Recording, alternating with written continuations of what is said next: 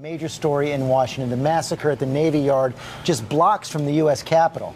It was the start of the work week for thousands. Their day transformed into one of sheer chaos as the shooter went on his rampage. So much of the city in lockdown on Monday. Even the Washington Nationals baseball game canceled last night. And this morning, that all too familiar sight, the White House flag at half-staff for the victims, 12 dead plus the gunman.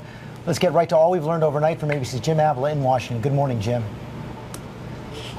Good morning, George. Most of the 15,000 workers here at the massive Navy Yard have been asked to work from home today as authorities work on the motive behind this terrible attack perpetrated by one of the Navy's own contractors. This morning, police say they are focusing their investigation on 34-year-old Alexis, an IT contractor starting a job at the Naval Yard.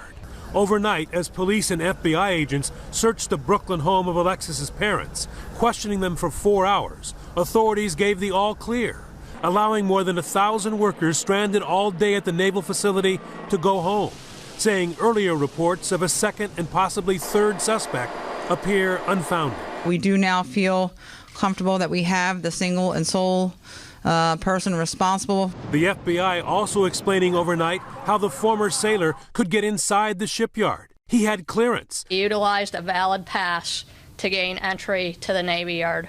It was the beginning of a shooting spree that began at 8:15 in the morning. Police get the first call, arriving on scene 3 minutes later. We have an active shooter. By 8:21, D.C. Metro Police and internal Navy security began a series of multiple gun battles. We have an officer down, building 197 on the 3rd floor. The shooter, wearing black and carrying a long gun, uses catwalks on the upper floors of the atrium-style building to shoot down on innocents eating breakfast in the first-floor food court. The first 3 shots were done pow, pow, pow. A few seconds later, maybe 3 seconds later, was pow, pow, pow, pow, pow, like 4 more shots. The gunman picking off a dozen victims, none of them in the military, all civilian or Navy contractors suffering fatal gunshot wounds. Many didn't even see him. One of the victims standing shoulder to shoulder with Navy Commander Tim Giras. I saw him drop in front of me. He was shot in the head. And this morning, we are learning details about some of the 12 victims, ages ranging from 46 to 73. Like 51-year-old Arthur Daniels, the grandfather of 9 was shot in the back as he tried to escape. Or Kenneth Proctor, the 46-year-old who worked for the government for 22 years. It took nearly 11 hours for authorities to finally clear this huge facility.